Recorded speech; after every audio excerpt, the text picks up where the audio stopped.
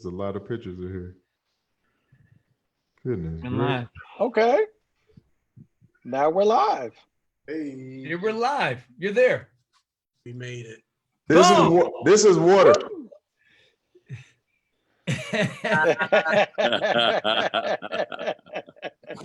Man, All right. I with the wrestling boots. I gotta get a tour of your closet, bro. All right. Come on. It's a lot of ignorant stuff in there, man. I don't know where you get half of this stuff from. Well, those of you who've been waiting patiently, we finally made this thing work. Technology is a beast, I tell you. Absolutely. So It right is. now, Especially for us old heads. we should be streaming live on And even us younger heads. Facebook page. Oh, And yeah. we're going to get over to Instagram in a minute, as soon as I set this other device up. We don't have Mark Kibble, but we got a bunch of people on here. We got E. Jones, and we got Mr. Spice Adams. What's up, y'all? What's up? What's Hey, up? hey, hey. That's happening. Man, So I reached out to Anthony Spice Adams last week. I was like, yo, you cats are killing it with this Take Six stuff. And the only reason I knew this was because like a year or so ago, I was getting all these messages from people, yo, you need to check this out. You need to check this out. I'm like, what? What's happening? Next thing I know, I hear all of this stuff. And I see this dude with these amazing, crazy moves and stuff, doing the old school thing. And I'm like, who is this cat? Wait. I think my favorite is Unk breakdancing. Oh man, Getting all into it. that's the best. E. Jones is the mastermind behind that. Like once Oh, I hear it, my goodness. I just know what I'm gonna do with it. Where did that come from? Where did the Take Six portion of that come from, E? so it came from a Quiet Place, the first one that he's been using all the time. Uh-huh. All right. And, you know, just to go without saying, I've been listening to y'all since I've been a child. So I appreciate it, bro. So, I love it. just one of those things. I was in the studio one day. It's like, I haven't flipped any Take Six yet. And I was just listening, and then A Quiet Place, and then that ending part came, and I was like, yeah, that's it. That's it. Man. And he happened to, I sent that to you, right, Spice? Yeah, Yeah. and I was holding on to it, just like, yo, when are you going to release this? I got plans for this. Yeah, How it- many torture. songs to date have you used from the Take Six repertoire? whew, about 5 now. Yeah, I used three on volume 2. And what I did was I created like the kind of like I did the Senior Love Daddy from Do the Right Thing. Right. I made it like it was a morning show, an afternoon show, and then a Quiet Storm hour. Mm-hmm. So I did that with three of the samples from you guys. And then this recent one that I just put out last week on my birthday, I used He Never Sleeps. He Never Sleeps, and I used another one as well. Okay.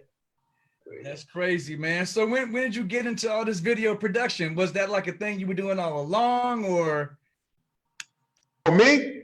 Oh, both of y'all? Oh, you go first, E. That's all him doing all the video production. Well, yeah. So let me, before you even answer that. Nice. So a lot of people who are on here now, or whatever, or when I told people about you, they didn't realize that you were a professional football player and all of that. So I had to go back and do my own research and stuff, and I was like, yeah. So yes, professional. Yeah, I mean, it's just been like a testament to, you know, me entertaining these days. A lot of people think if I put up like a Throwback Thursday picture of me with a 49er uniform on or a Bears uniform, they're like, yo, your Photoshop game is getting crazy, man. But it's like the real thing. Like I played 9 years and people just can't wrap their head around it. They're like, no, you the dude from Facebook, you the dude from Instagram, you the dude from YouTube. You ain't play football. We talking about two different dudes. So That's hilarious. That's what you get for being so funny. yeah, man, I just found a way to put my thoughts in the video form. And I really just sat in front of the computer and was just like, you know what, I'm just about to learn this. Same way with football. When I didn't know anything about football, I just sat there and I just started doing things, repetitiously. Then I was like, I think I got something here. Were you doing a lot of that kind of entertaining while you were playing football? Of course, man. There was all type of stuff going on in the locker room, man. We used to, sing, dance, like whatever, crack jokes. Like everybody's a comedian in the locker room. Mm-hmm. So, and I was just one of the ones who took it a step further. I love that. So David Thomas, that. a couple of queued up that we can check out, Dave? Yeah, let's check one out. All Hold on for a minute. Uh-oh. Here we go. Here we go. Dun, dun, dun. Oh, my God. Watch when I pull up. No shirt on. Unto your soul.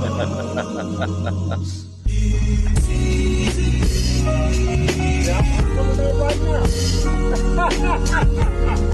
Hey, what's happening, baby?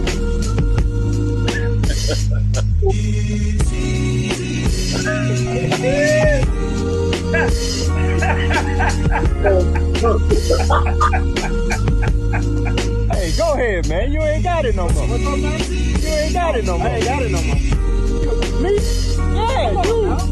I can't believe you even came out your mouth. My bad, brother. It's me, baby. Come on now. I know you had it like that. That is hilarious. That's hilarious, man. That is absolutely hilarious. Oh, I told you I was gonna be back in it today, huh? Oh, the Rams.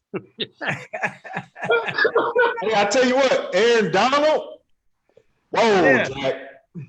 He is a monster, man. I love his game. Now, dude, I am an epic Niner fan, so you had me at hello, bro. Epic Niner fan. I got no idea. I was on the team with Terrell Owens, Jeff Garcia, Garrison Hurst, Julian Peterson, Bryant Young. Wow, that's a squad. That was a squad. I was on there with some elite dudes, man. Wow, that is amazing.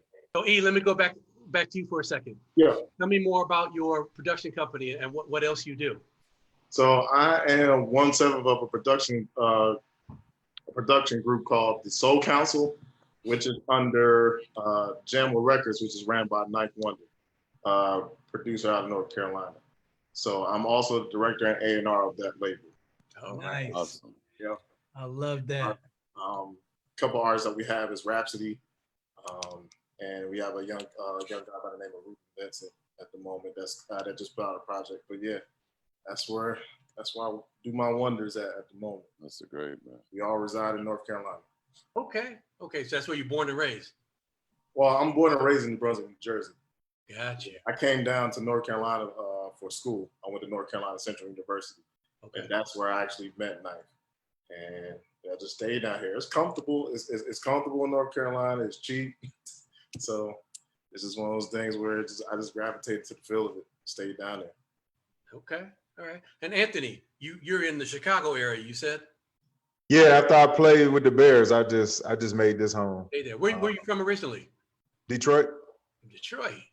Okay. Yeah. All right. Home of Stevie Wonder. I gotta ask both of y'all this now. All jokes aside, with everything that's going on in the country right now, with COVID, President Orange, what is it like, especially from your perspective, E, in North Carolina, now that they're starting to talk about reparations? And then for you, Spice, in Chicago, we having a hard time in Chicago right now. Yeah. And have been for a while. Yeah, I know. And Chicago they get a bad rep all the time, man. I think just like any other inner city, is always going to be crime and things like that, man. But I think we got a lot of it's a lot of good things that go on in the city as well. And so I just think that it's a lot of like-minded people here in Chicago. You just got to seek them out. Yeah. You know what I'm saying? Yeah. And, So is it now, since you're there in Chicago, in that area, is it more of a media dramatization of what's going on, or do those of you who live in the area actually see some of that on a day-to-day basis? I think that's where you fall into the trap. Hmm. You know, I think, you know, you start watching what the media says and things like that, and you know, people saying, okay, you can't. It's cool now. You can go to a bar without wearing a mask, or you can eat outside now, and this and that. Like, no, like I don't trust. Do you see my hair? I'm not going to the barbershop, man. I trust my barber. I trust my barber, but I'm not going. No, I'm not going. Like, listen, I would rather my hair look like this than it to be like lined up and everything while I'm in the casket. Absolutely, brother. I'll take whatever it look like this and be alive than have my hair looking real nice in the casket. No, sir. Indeed. What about you, Eve, in the North Carolina area? Dealing this in North Carolina, it's a situation of two. We're one of those states where I think we're like in phase 2, but just dealing with security, safety, and just making sure everyone is being, you know, with the social distancing. I think one thing that this whole quarantine time is kind of like made me realize is like sometimes you just got to sit down with yourself and really just, you know, just focus on what you have and appreciate what you have, and you know, and things of that nature. As far as the reparations, it's going. I think they kind of confirmed it, or they're going to confirm it in Asheville, which is about, yeah, I heard that. 2.5 hours away from. It's in the mountains somewhere, but yeah, if that starts trickling down to like all the other cities, oh, buddy, I'm I would go to North Carolina. Coming up. Tar Heels. Hell style. Wow.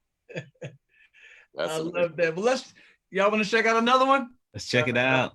Oh, goodness gracious. It's all E. Jones' fault, man. Oh, no. Let's get this back to the beginning.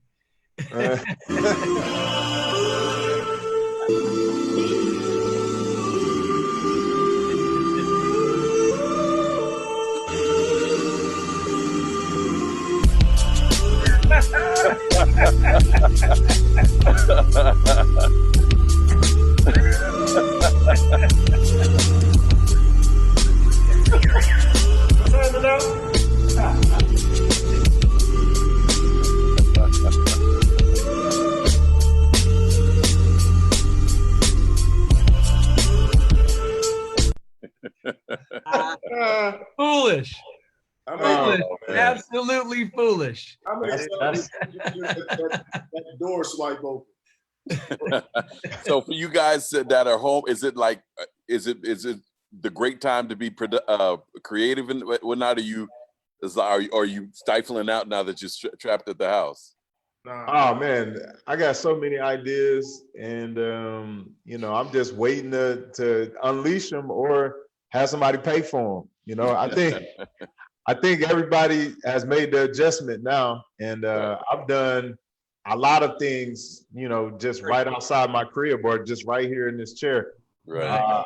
I've did some things with Nerf, with Fruit by the Foot, with like a bunch of different companies, man. And so I'm still, you know, getting work, you know, here and there, and I still work for Chicago Bears doing Inside the Bears. Okay. Nice. We just do it right here on Skype.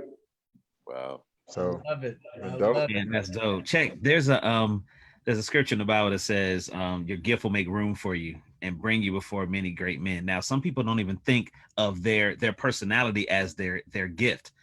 Can you speak to using your personality and the transition from you just doing it just for fun versus you being diligent with it and people now searching you out, like you were saying, Nerf, fruit by the foot, and things like that, so people don't get frustrated and, man, I'm just this ain't serious, this ain't really what I can use to make me great or whatever, you know what I'm saying?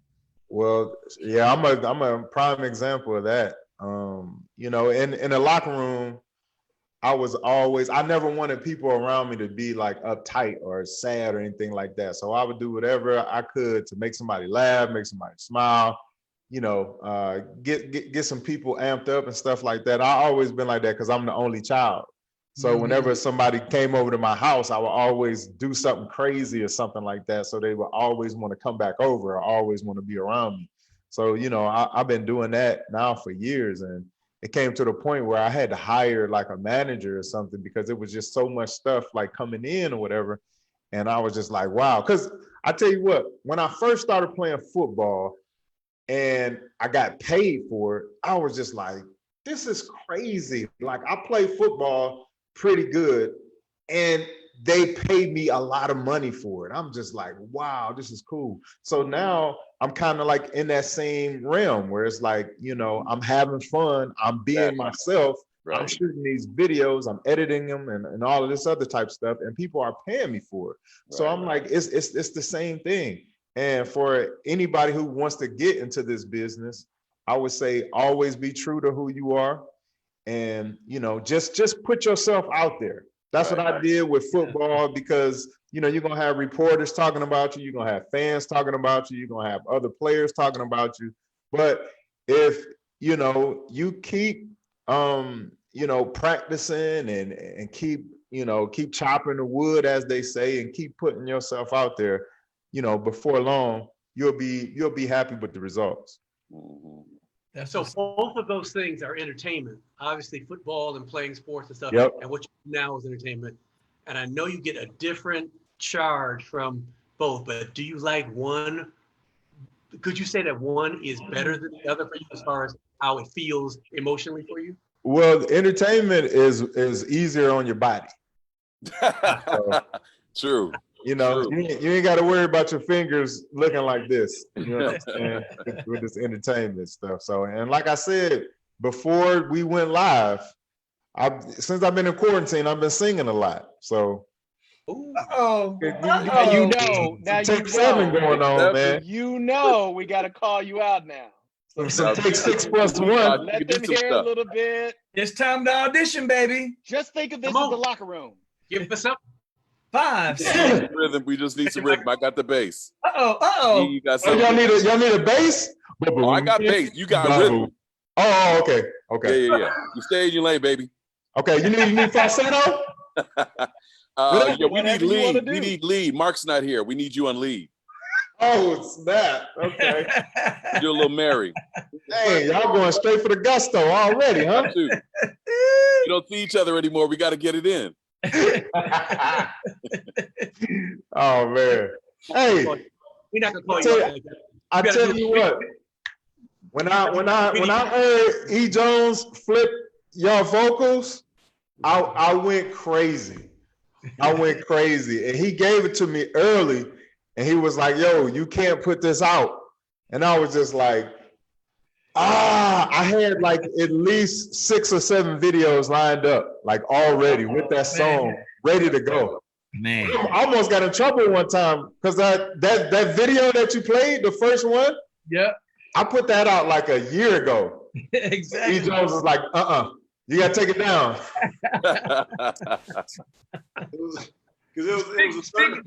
Speaking of E. Jones, let's check out one of his Quiet Storms right quick. Hold on for a minute. Oh yeah. Get it off me. Get it going.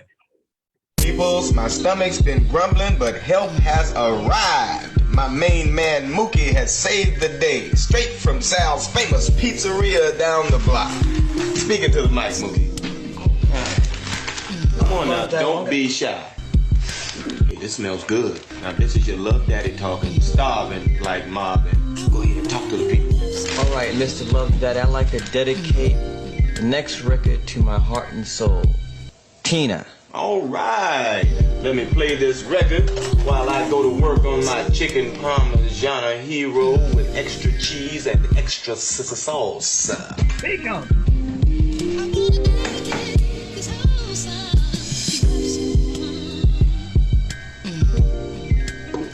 Hey, all right, here you go. And keep the change.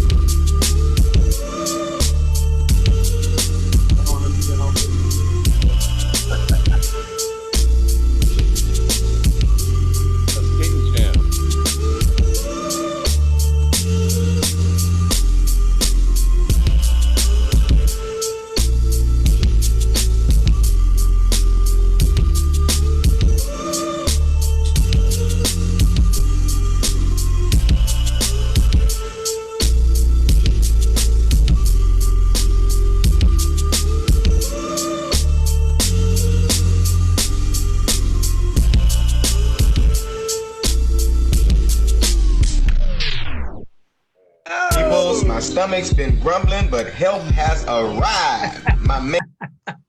Actually, me on the drums, guys. That's funny. Do what you're saying. I love it. Not to talk about me or anything, but I ran into Spike Lee years later, and he said if he would have known, he would have cast me as Senior Love Daddy. Nice. That would have been nice. Wow. Working on that movie, like, or just being a part of that. How, like, No, to be actually Sam Jackson's character as the DJ. Yeah. Yeah. So what was your question, OE? Years later, how do you like? How does it feel to know that y'all guys were a part of that movie? How did you get a part of that movie? Like, how did you get in tune with Spike? I think we years ago did a performance on Night Music, I think it was, which was a David Sanborn, Marcus Miller, yeah. We did the acapella thing that Spike came to. Oh, okay. I thought it was that. And I thought all along that it was Spike's show. The acapella. Because wasn't Rockapella and all those dudes there? I think it was his production. Yeah. We met him there, and he was like, "Yo, I'm working on this movie, and I want to have you guys in it." And we were like, right. Okay. Yeah. Oh. But you know, Spike is like this big, so you don't really take him that seriously, especially back then. It's kind of like, okay, all right, man, we'll see. No. Call my people. Yeah. Suddenly. That was crazy though, man. That was, matter of fact, that was one of the first songs that I had written that I ever heard on the radio. I didn't know you wrote that, Dave. Don't shoot me. Don't shoot me. I wrote that with Claude, Merv. Was it just you and Merv? Nice. We all were supposed to come up in that movie. What happened? What'd you say, Mac? What did you say, Mac? What I said. Rewind the tape, man. Something just went down. Right. All I know is that I get the royalties, so get at me. Dave did come up, apparently. You better get at me.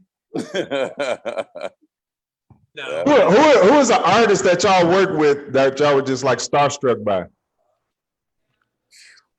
There's a lot. I was just telling somebody today that it was really we worked with a lot of artists, and don't get me wrong, we've been starstruck by most of them, but when we finally met Prince, my mind was blown. When I mean my mind was literally blown. I could barely speak. Oh man, I could barely speak. That's dope, man. Working with Ray Charles was amazing.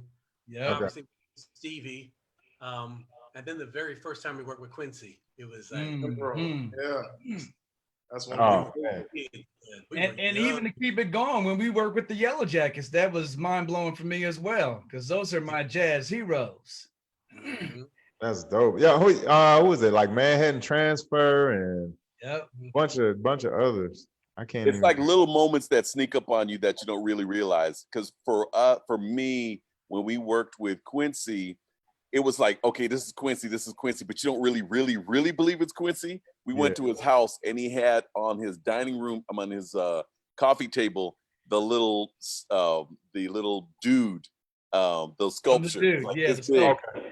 And it's like, oh, this really is him. The living man couldn't do it, but the sculpture this big was like, oh, we're in the room, son. Another dope one recently was with Dre, man. Right. Yeah, that was cool. Working with Dre was incredible. Just seeing how he works and how intricate he is with all the minute pieces of the music, man. That was dope. You worked with him. Well, we actually didn't get to work with this one. At least I didn't. But when I had the chance to share the stage with Dizzy Gillespie, it was like a legend from his era. And I just had this moment in time to just be able to listen to him talk for a second and then watch him blow the stage down. And it was so effortless for him.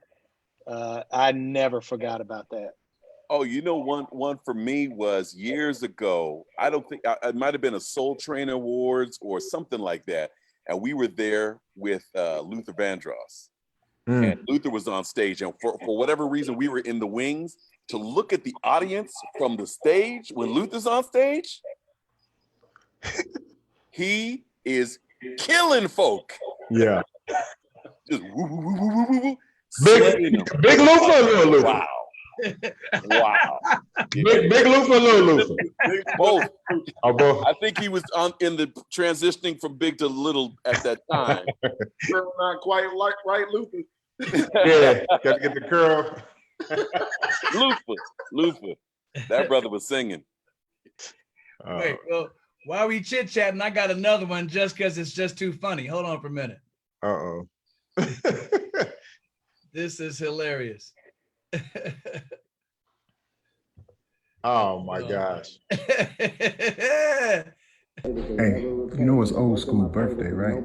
You gotta play something, man. You gotta play something for him, man. He don't be listening to our music. All right, I got you. Yeah, hey Chuck, you know, I'm at this little social distancing party, man. You know, everybody keeping their space, which is good. You know, a lot of these young whippersnappers, they listen to all that hippity bop, ski bop going on, man. But you know me, I'm just chilling. What'd you say now, Chuck? Hey, you know that's right. Yeah, and that's a for sure right on. Hold on now. Come on.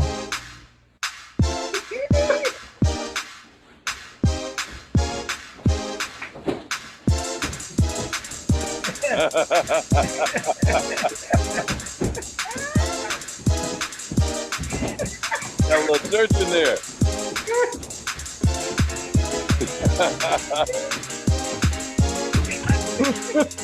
Sanctify Club.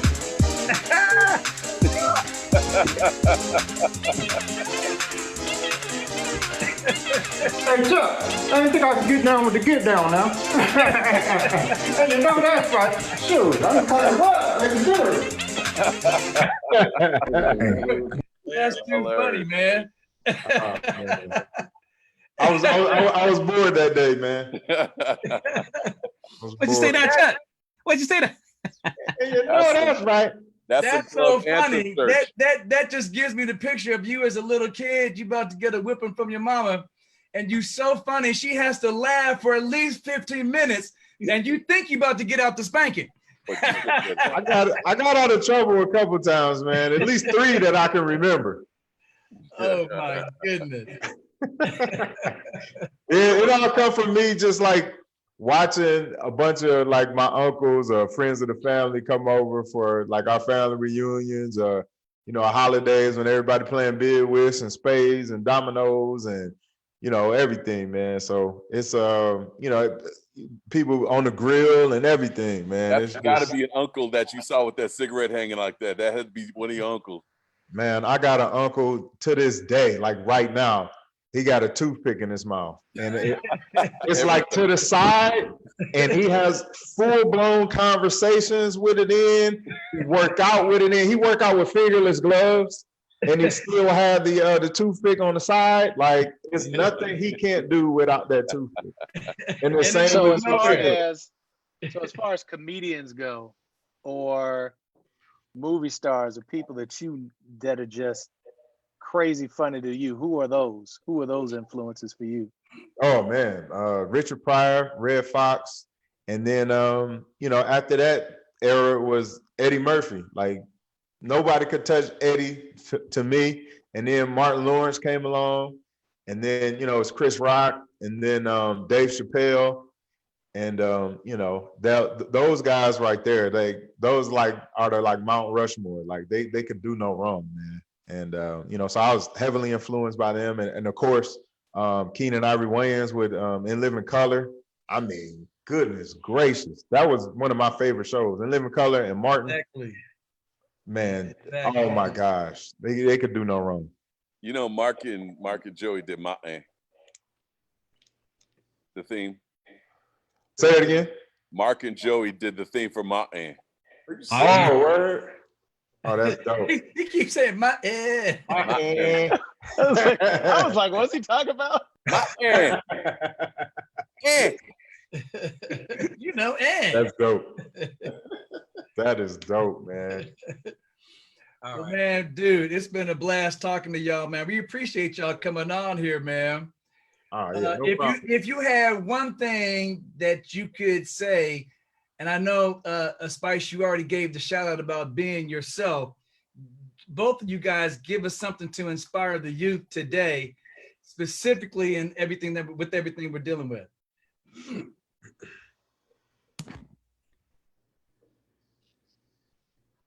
Really, now is the time to really tap in and try to figure out who you are and create the thing that you want to be and go forward with. Because we have all the time in the world to pretty much figure it out. We're not going nowhere for a long time. So now is the time to really just make sure that you sit down with yourself, be real with yourself, and really figure this thing out. Because if you have that drive and you want to do certain things in this life, then now is the time to actually figure it out. Yeah, reaping the harvest starts with sowing the seed. Right. I like that. Yeah. And I would say find yourself a mentor and just listen. Stop talking. That's why you got 2 ears and 1 mouth. You need to listen more than you talk. And everything does not deserve your response. Everything does not deserve your comment. And you know, you could say that to people on Instagram and stuff too. Sometimes if you don't like a video or something like that, you could always scroll to the next one. You don't have to say, oh, I think you should have did that, or maybe you should have did this, or that wasn't even funny anyway, or why did you post this? Right? You can always go to the next video. You can always go to the next post. And you know, for kids out there, find yourself a mentor. Listen to them, observe them, see what they do, walk how they walk. Find you someone that maybe that you look up to, or someone that's in the same type of career that you want to go to, and listen to them. Stop talking, listen. That's a word right there. And speaking of that, in your football career, as you were coming up, who was your mentor? Oh, well, I was blessed to go to the 49ers, and they were like pretty much like an older team. It was married people with kids. I was like, what is this? Like that little person right there, that's your child. I was like, whoa, like I was blown away. So when I saw that, I immediately gravitated towards Bryant Young. And he took me under his wing, man, and he taught me how to be a professional on and off the field, more so on, because it'd be a lot of times where I had some choice words with some people, and he'd be like, now look, come on, man, we just had Bible study. Yeah. And what did we just talk about? Like, he would hold me accountable for everything I said, everything I did. And it seemed like it was like, did y'all ever see Pootie Tang? Of course. It seemed like he was always around. Every time I did something, he would just give me that look like, come on, dog, really? What a tang. Yeah, it's like the little whip came out, the little belt came out. And I was just like, come. He'd just give me that look like, come on, dog, really? Are we really supposed to be doing that? He would hold me accountable for everything, man. Awesome. And I appreciate him for that, man. That's a good shout out. But is it just me, or does it seem like football has almost a tighter connection to spirituality, and they get together and they pray, and you even see cats praying on the field, on the football field, more than any other sport? I don't know why that is. I mean, being as though we have more players than everybody else, but I don't know. But we have a chaplain. And I've always been cool with every chaplain that we had with the 49ers and with the Bears and everything. And we would always, you know, gather around each other and hold each other accountable. And, you know, we would always have a Bible study. We had couples Bible study because we knew the percentages of football players retiring, the divorce rate was like at least 80% or something like that. Wow. And so we weren't trying to be another statistic. And, you know, we were very intentional about having couples Bible study as well as, you know, a team Bible study as well. That's amazing, man. I love that. Proud of you cats. Proud of you cats. Keep going. Thank you. Appreciate Absolutely. that. Thank you for being on with us, guys. Indeed, bro. No problem. So guys, make our day on a regular basis. Love y'all. Y'all, Y'all y'all the goats. So yeah, Claude, I'll send you all the flips that I've done just so y'all guys can have them. Yeah, for sure. Y'all can listen to them. You And need something from us, let us know. Absolutely. Y'all should not have said that. Bro, we're home, man. I wish I could act like And I'm in doing case something. you didn't know, I got these in every color. I am the Me official too. 49er fan, so just Me let that. too. Hey, E, go get your reparations, bro. Indeed. I'm definitely going to get them. I'm definitely. That's word again. You gotta be born in North Carolina. Next time we get on Zoom, I might have a cheetah next to me. Oh my God. I love it. Y'all take it easy, man. Thanks for everything. Thank y'all. Thank you. Later.